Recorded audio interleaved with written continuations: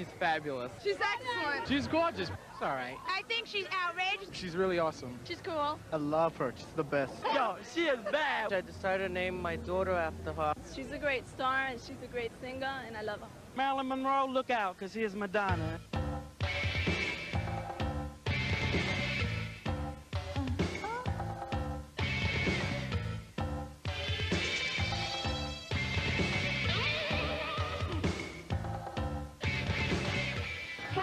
Ago, I made my first trip to New York City, my first plane ride, my first cab ride, and I didn't know where I was going. I didn't know it sold, and I asked the taxi cab driver to drop me off in the middle of everything. So he dropped me off in Times Square. Anyway, I was completely awestruck, and 10 years later, I'm standing in the middle of Times Square looking at all you people. You've come to see me and my movie, and I'm completely awestruck. Strike the pose.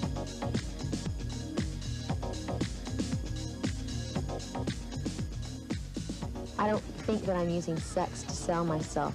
What does boy toy mean to you? What do you think it means? Oh, I'm a Midwestern girl. In a bustier. I'm not a practicing Catholic. You converted me. I know what it is to be bad. I've been bad. It's the way I am. It's the way I've always been. I am me, a person, and not just something. I am a movie star. If everyone underestimates you, you keep giving them little surprises. I want to conquer the world. Look around, everywhere you turn is heartache. Through her trend-setting music, dancing, videos, fashions, movies, Broadway appearances, involvement with charitable causes, and a much-publicized marriage to Sean Penn, Madonna has been in the public eye continuously since 1983.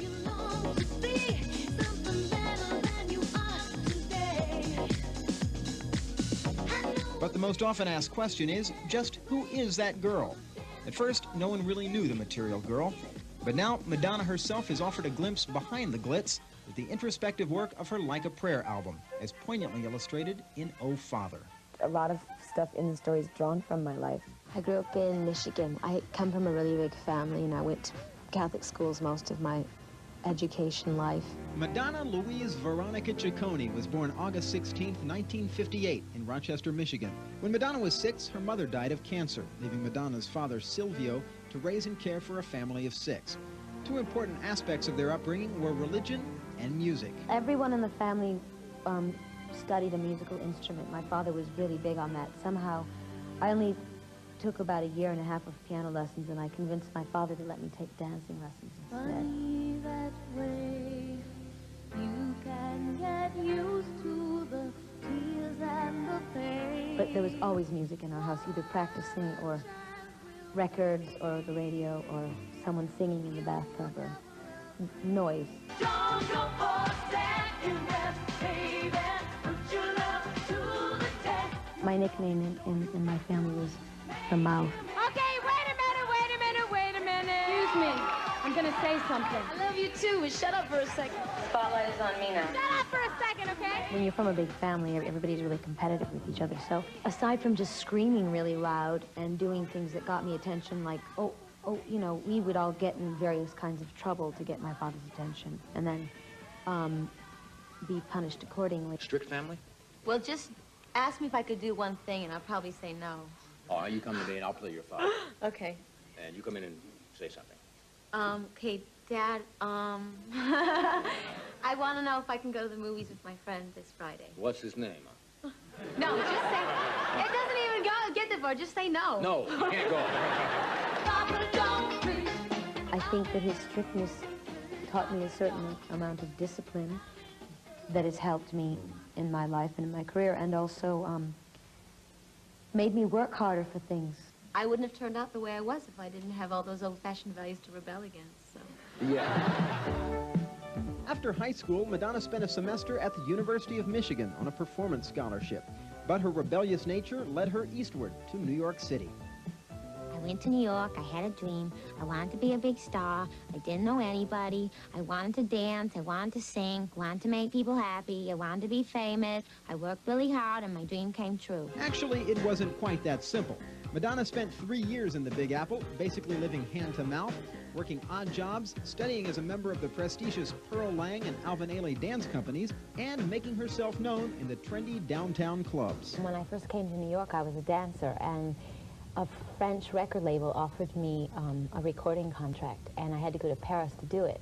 So I went there, and that's how I really got in the music business, but I didn't like what I was doing when I got there, so I left, and I never did a record there. When she returned to the States, she played drums in clubs on the Lower East Side with a group called the Breakfast Club. So then I'm playing drums, and we're getting gigs in certain downtown clubs like CBGB's and the Mud Club and Max's Kansas City and everything.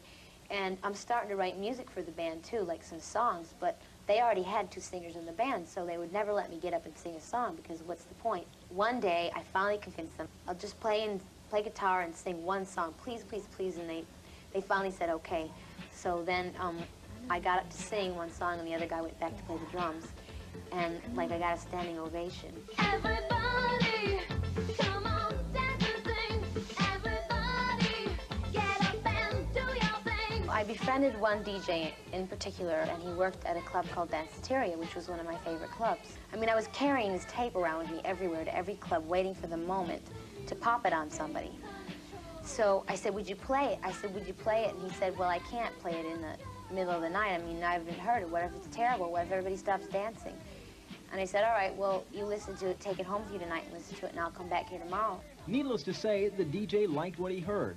So did the crowd at Danceteria, and so did executives at Sire Records, who signed Madonna and released Everybody as a single. It quickly became a dance club hit.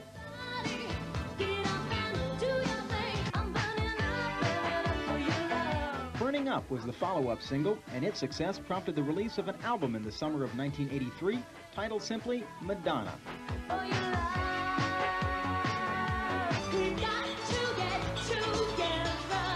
At the age of 25, only 6 months into her recording career, with a hit album and her first pop hit Holiday climbing the charts, Madonna had revitalized the dance music scene.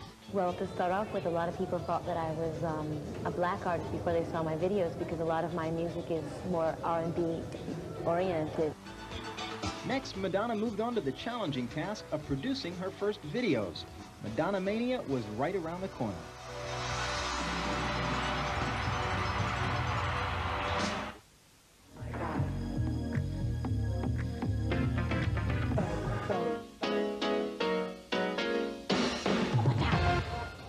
Brought to you by Pioneer.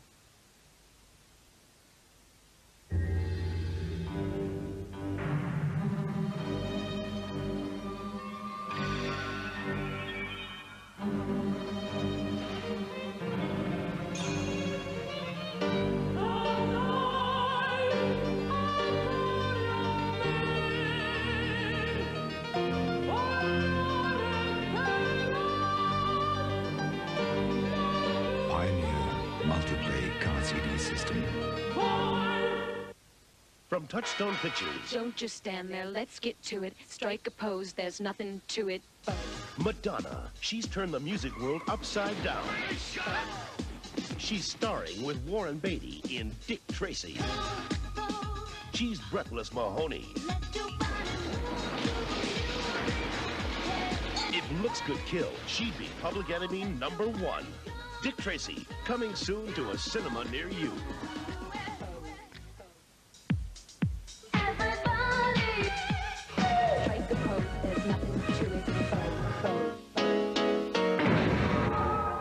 The following program is brought to you by Pioneer.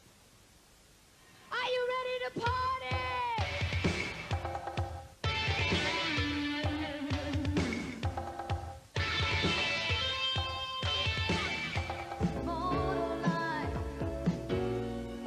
I had a couple of singles out before anybody really knew who I was, because I didn't have a video. And the first video I ever did was to Borderline, which was, by then, my, like, 3rd or 4th single. So my album was doing fairly well without anybody being really aware of what my image was at all. And so I did my first video to Borderline, and then suddenly I had that crossover that I'd been waiting for so long, because people could see who I was, they could put a face together with a song. As 1984 opened, the Madonna album remained at the top of the charts, producing even more hit singles. By summer, Madonna had begun work on her anxiously awaited second album. I just finished recording an album with Nile Rodgers, and I helped put it out in October, but they're still playing stuff off my last album, which I can't complain, but I'm really anxious to get the new stuff out. And the title of the new album? Like a Virgin. Anything else? No comment from the Peanut Gallery. You made me feel. Yeah, you made me feel. I've nothing to hide. Madonna's very first performance of Like a Virgin on the 1984 MTV Video Music Awards cinched her status as pop superstar. The album debuted in November, and by Christmas, sales were going through the roof.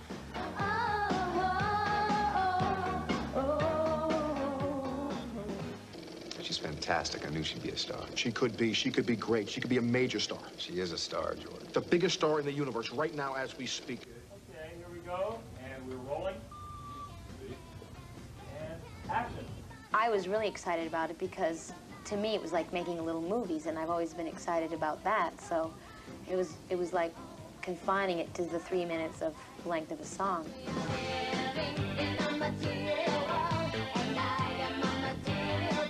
For movie fan Madonna, the prospect of making those little movies was a dream come true, and she lost no time making the transition from small screen to large. My part in the movie is actually someone like myself, a singer in a club. So all my action takes place in a club, singing and dealing with the audience.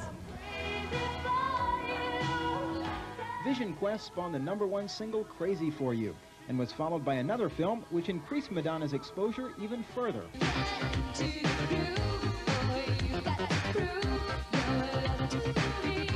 The movie I'm working on is called Desperately Seeking Susan.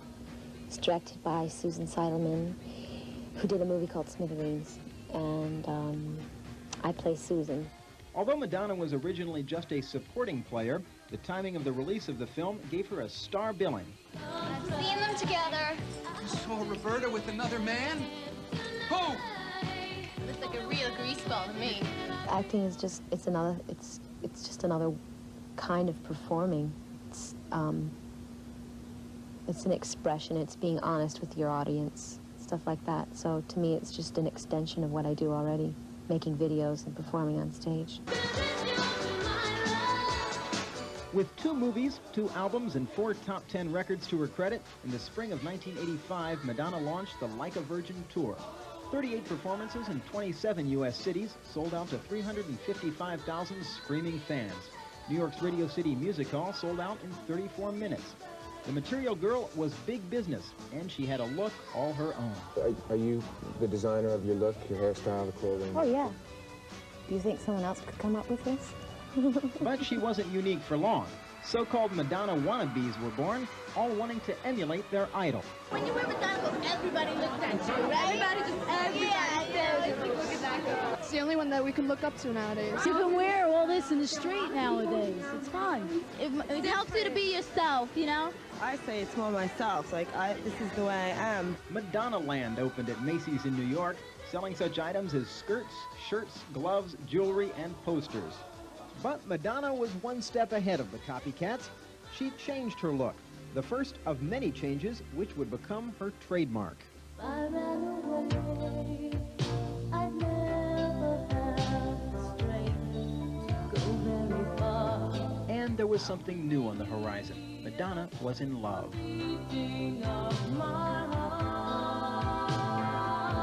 The media went crazy over the romance between Madonna and actor Sean Penn, star of films such as Fast Times at Ridgemont High and Bad Boys. The two were inseparable. Madonna composed Live to Tell for Sean's film At Close Range.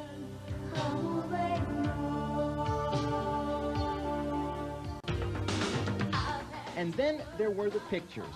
In her early New York days, Madonna had done some modeling to make ends meet. Now that she was a superstar, some of her nudes surfaced, just where you'd expect them to. But just 3 days after publication of the photos, Madonna responded to the controversy in her own unique fashion.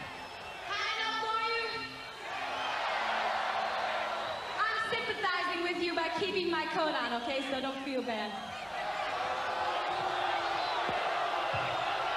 No, I ain't taking off today. You might hold it against me 10 years from now. In August, Sean and Madonna were married in what was to be a private ceremony.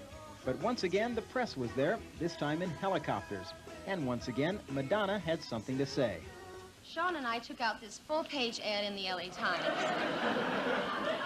Apparently nobody saw it because we were expecting 20,000 people and only 28 showed up. There I am, the blushing bride, and here's my family.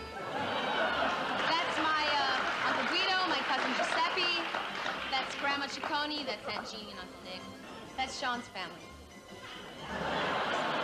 It's really beautiful, and I think that everybody had a great time. Until the press got there. We tried to ignore them, but as you can see, they were very close. We tried to save the cake, but no such luck.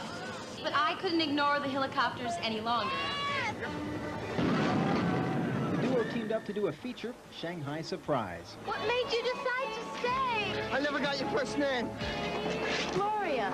The film's lackluster box office performance was more than made up for by the overwhelming success of Madonna's next album, True Blue.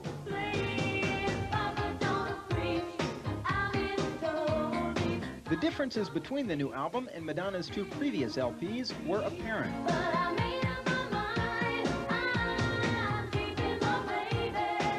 Clearly her range had broadened, her work matured. The new songs were thought-provoking and what had become her other trademark, controversial.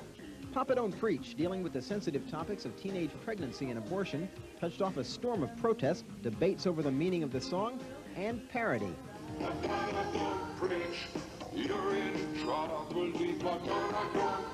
I have to listen to the criticism that I get when they're dealing with my work, and it's beneficial. Despite the controversy, by May of 1987, True Blue was the #1 album in 28 countries, an unprecedented achievement. The album spawned 4 top 10 hits, including 3 #1 singles.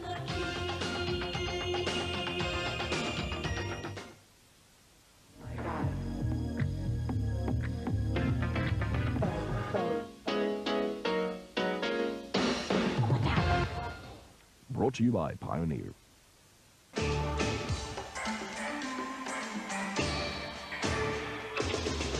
In May of 1987, Madonna delivered a 1-2-3 punch with the simultaneous release of the movie, album, and world tour of Who's That Girl?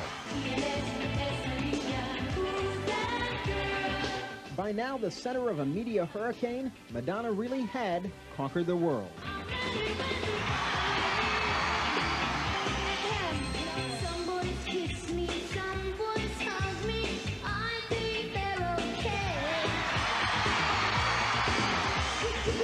The year ended with the release of the You Can Dance album, a compilation of new dance mixes of Madonna's previous hits.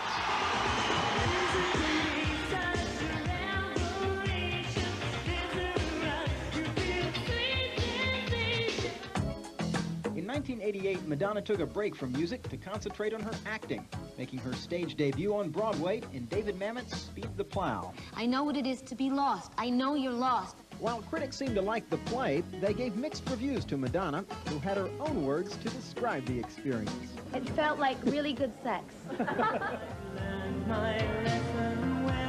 Finally, career separations and constant pressures from the media took their toll on the marriage. Amid a flurry of conflicting reports, Madonna filed for divorce in January of 1989.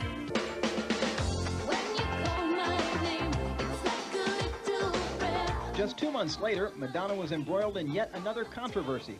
This one over the video produced for her song, Like a Prayer. Definitely too much of a big deal is being made about it. That if I heard about, my God, it's blasphemous. If we believe the freedom of speech and expression, let it just go. I mean, everybody expresses things differently. No, I'm not like personally morally offended. It's just that it's a little extreme. It's just a lot of hype. For Christians, there are things that are much more important. I mean, I hope that people don't get up in arms about this when people are hungry, people are homeless.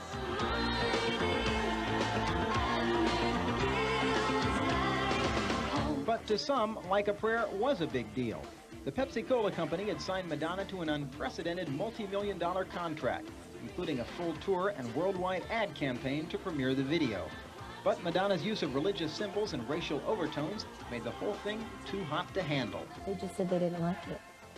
And a couple of people were threatening to boycott the bottling companies in the South.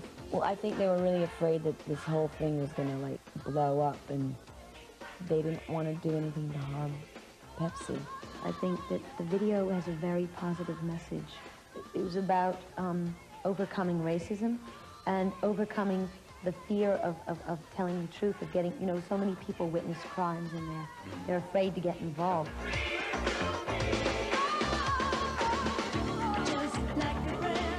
I believe in God. I believe that everything you do comes back to you.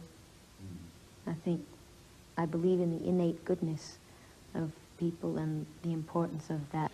To that end, Madonna puts in a full schedule, offering her time supporting causes she feels are worthy. But there's one thing that we're all born with, and that is freedom. We are all free citizens. Every hour, 1 to 6 animal species is destroyed, gone forever. At this rate, the entire rainforest will be gone in 50 years, forever. I don't think any of us want people years from now looking back at the 1980s, wondering why we didn't do more to help children in America who are homeless or abused. There's a lot of terrible things happening in the world today, and there's a lot of people that need our help, and there's a lot of environmental issues that need to be dealt with. But in terms of, you know, AIDS, I've just known so many people that have died of AIDS, and it's such a serious problem. You know, AIDS is a powerful and mysterious disease that continues to elude us, but we are more powerful because we can stop it from spreading any further by educating ourselves and finding out the facts. Entering the 90s, Madonna joined Warren Beatty for the big screen version of Dick Tracy. Aren't you gonna frisk me? This movie looks like nothing anyone's ever seen. I was beginning to wonder what a girl had to do to get arrested. Madonna's off-screen relationship with Beatty has been grist for the gossip mill. Are you gonna make a move? Do I have to do everything? I'm on duty. But just what is going on? Well, I just really can't comment on that. Dick Tracy inspired Madonna's album, I'm Breathless. Some of the songs are in the movie, the rest are just inspired by the movie itself, the period aspect, the cartoon aspect, the gangsters, you know, the characters, and who I was in the movie. One early release from the album helped revive interest in the short-lived dance craze, voguing.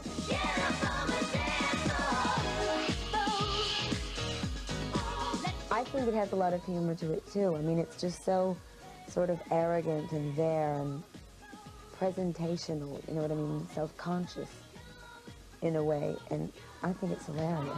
Ready, ready, ready, ready. Baby. You got the motion. And on top of everything else, there's Madonna's 1990 World Tour, entitled appropriately enough, Blonde Ambition.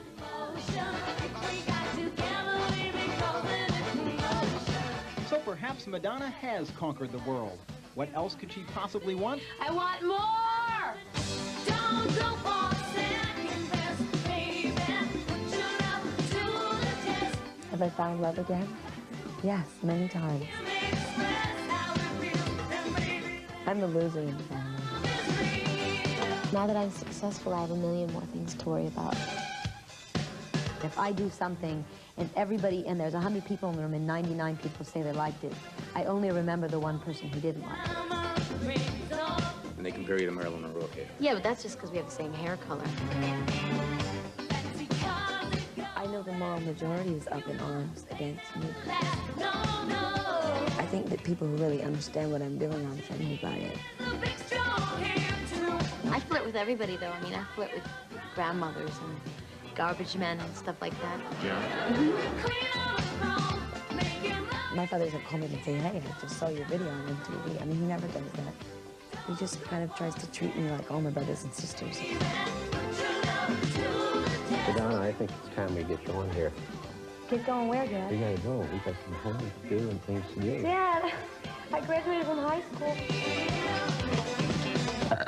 Hi, I'm Madonna.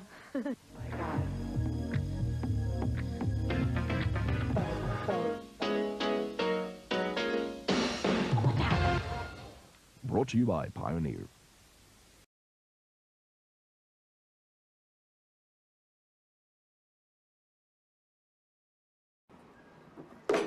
See, I get what I want.